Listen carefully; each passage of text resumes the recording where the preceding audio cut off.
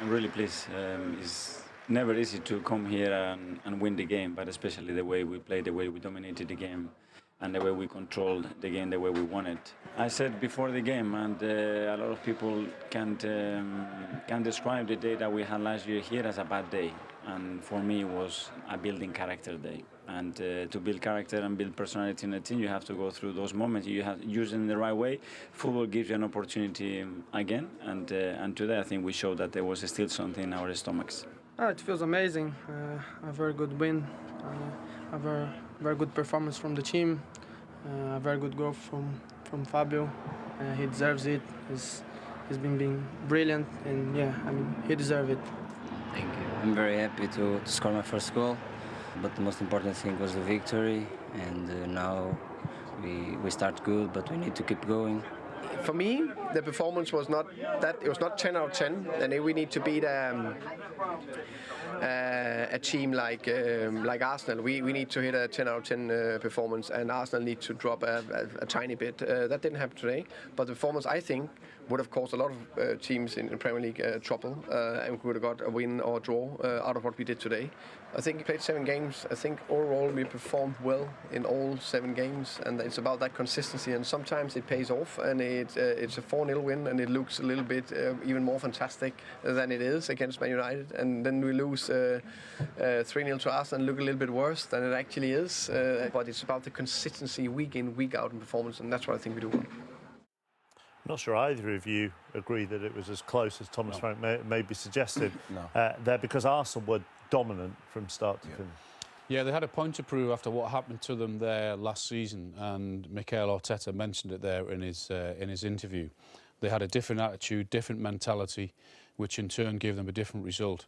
Only 4 of the players started today that were there last season, and you could tell, and there's no doubt about it, that they were motivated because of what he said and because of what happened. And they were at it right from the very first minute. They were not going to give Brentford any time to settle whatsoever. They got the ball, they closed them down. They got done, remember, last year on the long throw-in. Look at the difference now in the hunger and the desire. They're a bigger team now. As I said, they've got a better attitude now. They've got characters in there who will want to compete, who don't mind a scrap, who don't mind going in there and putting their head in there where they have to, and it might actually hurt them.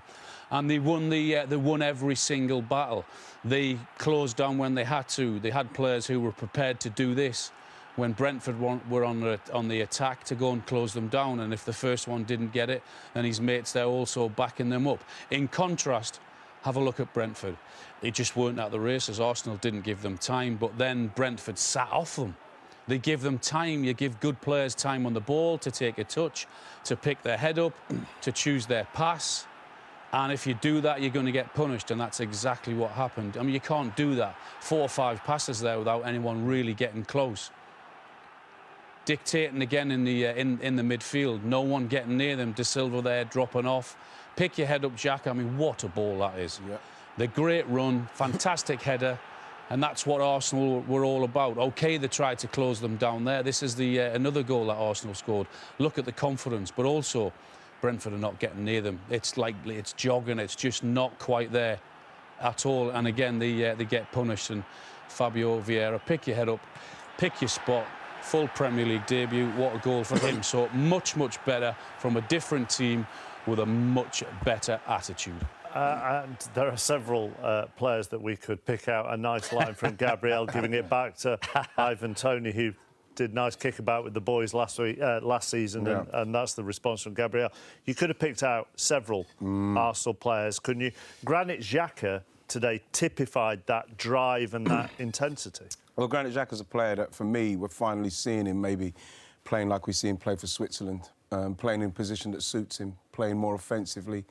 And he's playing with authority, you know, and confidence. And when you look at what he's doing now, you know, the way he's playing forward, when he's getting the ball, he gets himself in a position where he's got time on the ball. Because when you look at Granit Xhaka and the problems he's had is that when he gets on the ball, he's not really got that skill to get past people or the pace. So if you get him in these kind of positions here where he can look up, see what's going on, he's got players in front of him, he's very, very dangerous. Because for me, I think he's got easily one of the best left foots in the Premier League, given the opportunity. And when you watch him here, given the licence to get forward, run forward, I think Gabriel Martinelli probably should have done better with that, but maybe he kind of rushed the shot. He's got this in him, gets himself back, breaks up the play, and he was doing that a lot today. Again, look at him in this situation here, time. You can't give him this time. And like Al said, you know, he's always looking, like Al said, Brentford were not at it, but Arsenal were all over him. He's looking both sides to see who's coming because he knows where his weakness is. When he's got time, like we said, that's just a great ball. Yeah. That's a fantastic ball. Loses it there, but then he sets the tempo in what Arsenal are doing when you look at the way he's getting it back, winning it back. You know, again, gets in this situation, watch him. Super stuff, good play, and then bam, gone. That's not what he used to do. Yeah. That wasn't what Granit Xhaka used to do. He'd be back in the latter stage of the pitches down the last third there, and he'll be somebody that wouldn't be getting involved. Look at him getting back, cutting things out. It's virtually box to box, isn't it? Absolutely. In that, rather than being either a single pivot or a double pivot or dropping in at left back sometimes, he's now got a bit more freedom. And what you can see is he's somebody that, with the left foot that he's got, in those offensive areas, Chappers, he can find the pass. He's not afraid to put the pass in. So with the goal, I'm pleased for him, because I was one of his staunchest critics, because I thought, with him playing that position like he was, we weren't getting the best out of him. We didn't see the best Granit Xhaka, and now we are. We've looked at Gabriel Jesus a few times on this show already this season, but as you two said to me in the office, you're both Premier League Hall of Famers, so you're entitled to analyse him again. And I make no apology for letting him again, because he's the game changer for Arsenal for me. He's the one that sets the tone from the front. Defenders, as we know, hate players that are prepared to do that prepared to run in behind and make it very difficult for the defenders. He's the one that starts the closing down. I've already showed this once, but his movement, then the ability to get around that and then guide it back across goal, which is what you have to do. Bringing players into the game, keeping hold of that ball when your team need to start that build-up, and his touch, technique and control, give, go, and all of those things I thought were superb. Really unlucky not to get on to get 2 or 3 goals, actually. Similar thing again. He doesn't quite win it, looking for it in behind, but his attitude to say, OK, that's fine, I'll get it back and I'll win it back. And it's for something similar here. Again, that ball in behind doesn't quite happen for him here, but he doesn't give up. And as I said, right at the beginning, I said he's the one that sets the tone. Yes. And I think it's him that's starting that off. And everyone, I think, will look at him and think, OK, well, he's had that success at Manchester City. He now wants to take that attitude into this Arsenal team, and he's made a huge difference for that team. And what a lucky charm he is as well when he scores. I mean, look at that. I mean, that's a phenomenal stat. It surprised us all when we saw that. Won 47 and drawn 3 of the games that he has scored in. That's some unbeaten run. Wow. Just a word on Ethan Nwaneri, who came on at the age of 15 years and 181 days. I'm so proud of that for Arsenal, for Per Mertesacker and what they're doing. Mikel, Edu.